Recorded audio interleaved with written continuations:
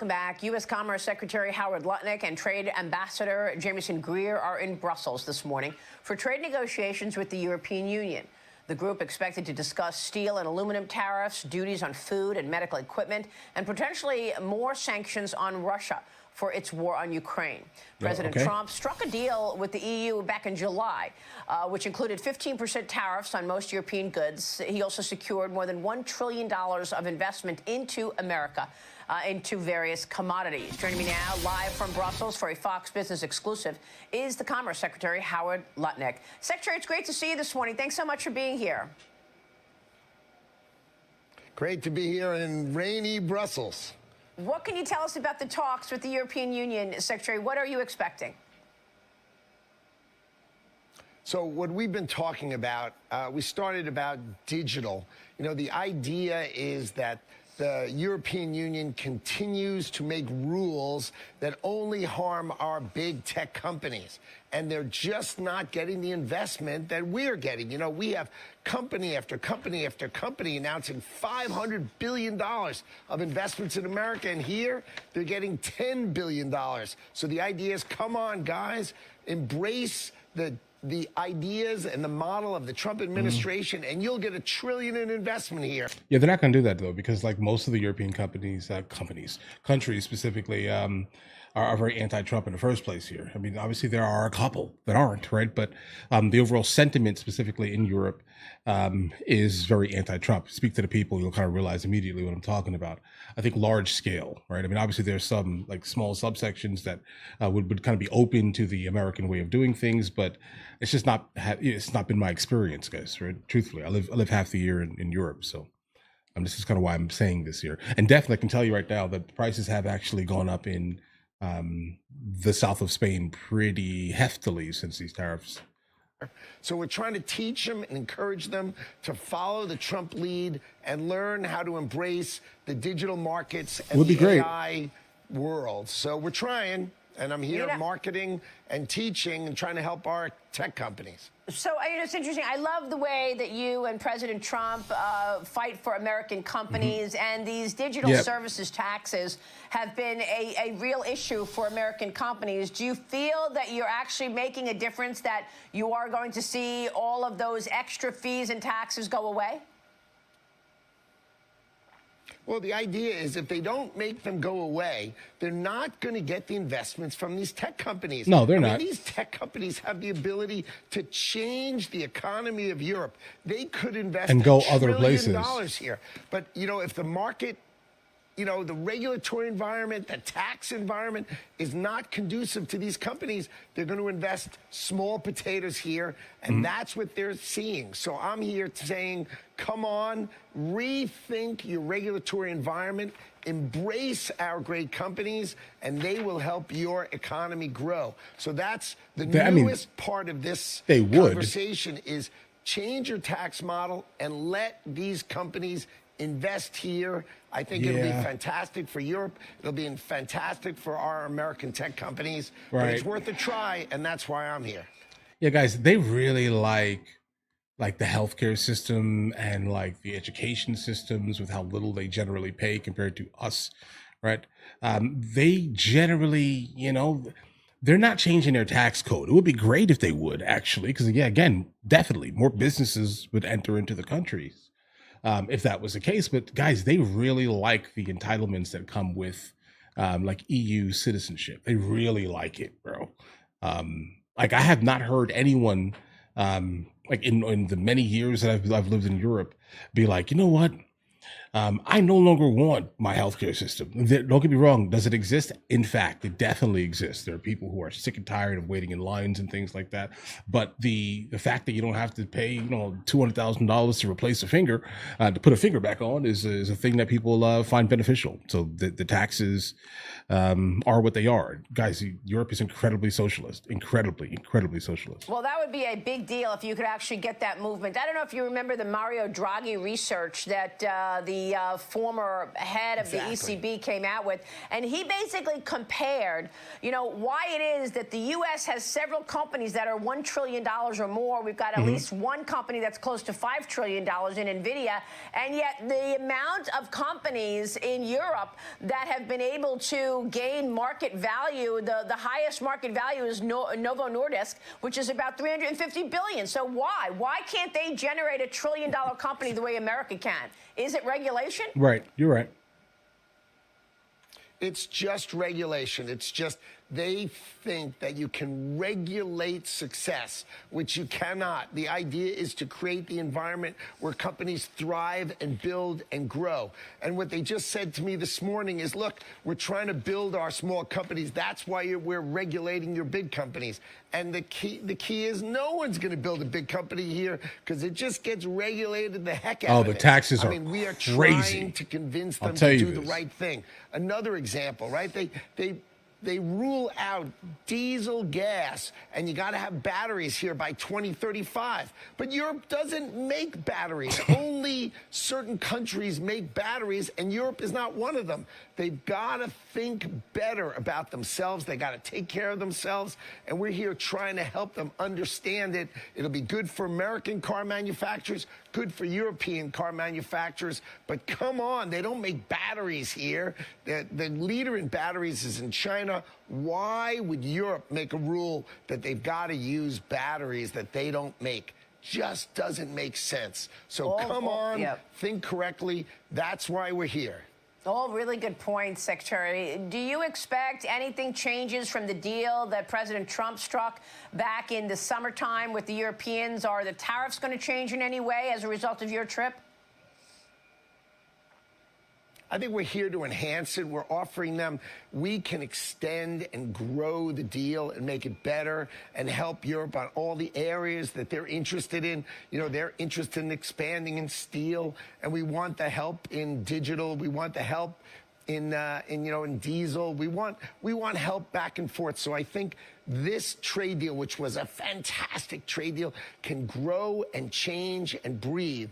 And that's why we're here. We're giving them offers of how it can take care of them, but they've got to take care of us. These kind of trade deals breathe, and what you do is you send over your trade team to make it bigger, to make it better, and to make it stronger for us both. And that's why we're here talking about it. Me and Ambassador Greer are here, and we're talking through all the issues to make this deal ever bigger and ever stronger on the back of the amazing deal that Donald Trump set in July in Scotland.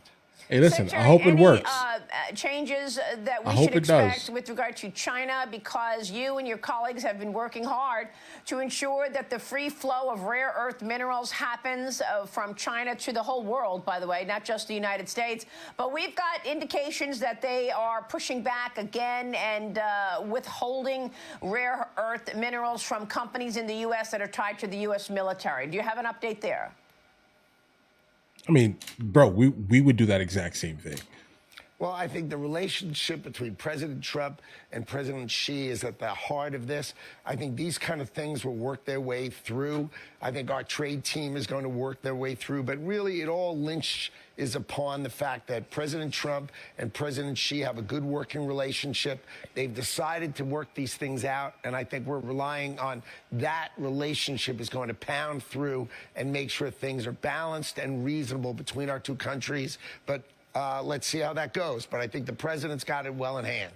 All right. Meanwhile, the president has been luring all this money into America, meeting with Saudi Arabian Crown Prince Mohammed bin Salman at the White House last week, and the commitment to invest $1 trillion into America, whether it be technology, energy, defense infrastructure. The White House now approving the sale of NVIDIA's advanced AI chips to Saudi Arabia's Humane company and the United Arab Emirates G42 tech firm. Secretary, you and I were both at the investment summit on Wednesday. Tell me about that partnership.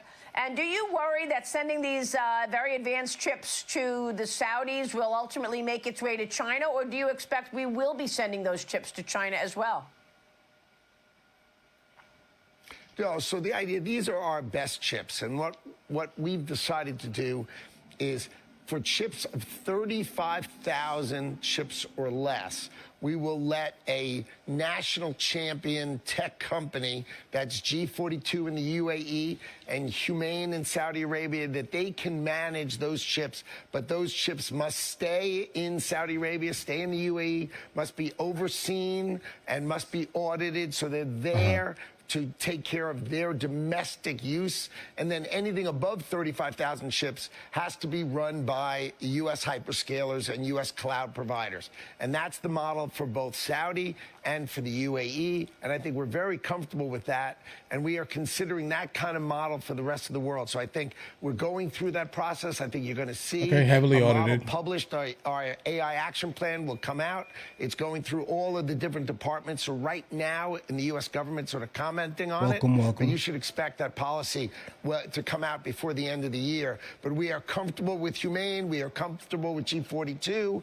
And above that, above 35,000 chips, U.S. hyperscalers, people we know and we can be confident will not let these chips fall into the wrong hands.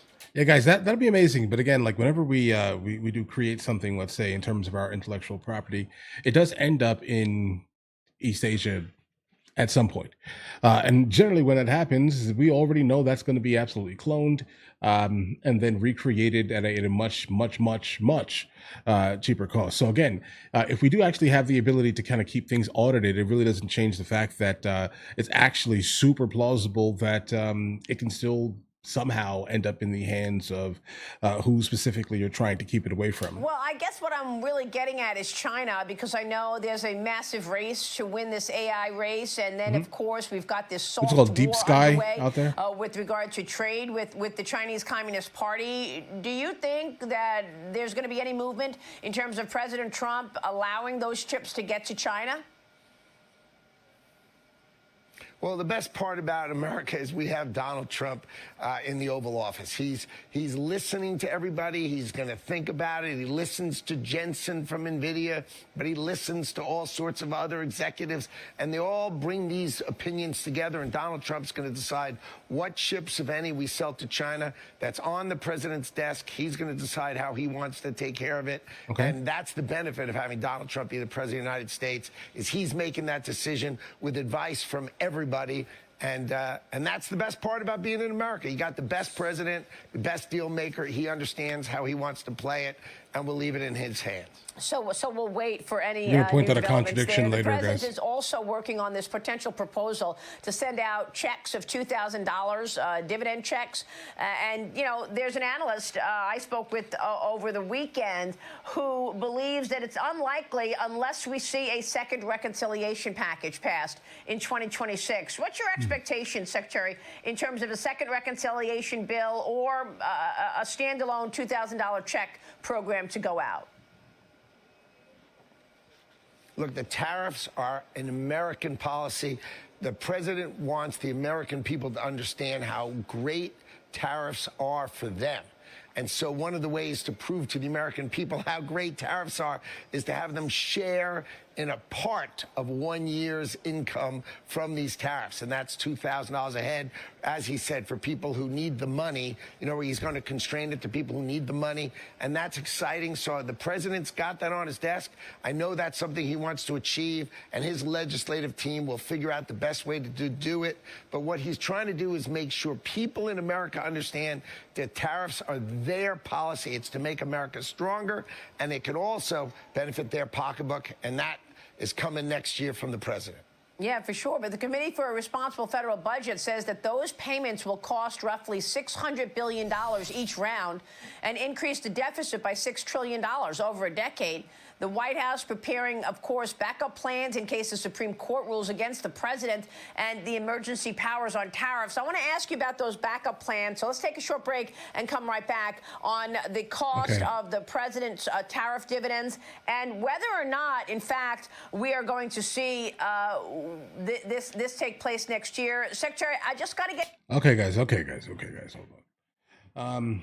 It's interesting. So I think when it comes down to it, like if we're able to actually like create some type of like trust or something, I'm sure the government will easily do that, where we can I don't know, take like the tariff overages or whatever it is, and let's say it comes up to $600 billion.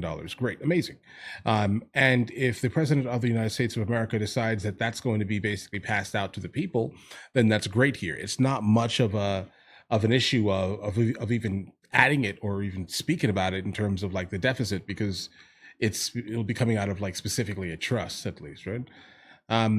Unless we do not make the 600 billion from the tariff overages, and then you just start paying it out. That sounds like universal basic income. If that's the case here, like if we're gonna get that on a yearly basis, like kind of like how like Alaska gives money to its people because of the oil and things like that. If that's the case, okay, right? But I wouldn't guarantee a specific number. I think by doing that, that would make much more sense than saying everyone is just going to get $2,000 a year as long as these tariffs are kind of in place at least. Because if you do that, then immediately, yeah, it'll affect, in fact, the country's deficit here. A $6 trillion hike, but again, that's if the tariffs don't specifically. You get what I'm saying here, guys? Or am I talking crazy right now?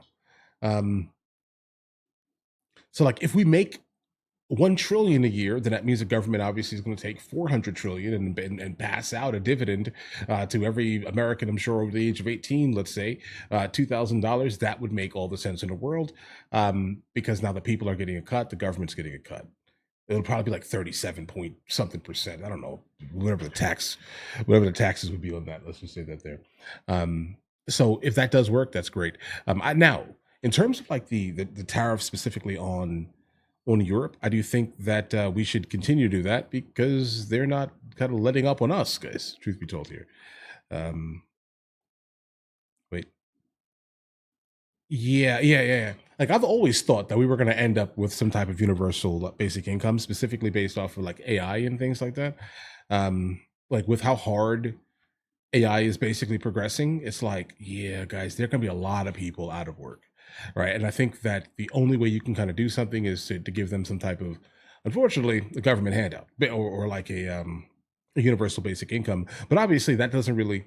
Well, I think it'll help with the immediate, right? But I think the long term of universal basic income is just going to run the price up on nearly everything, obviously, because if everyone has more money, I'm charging more.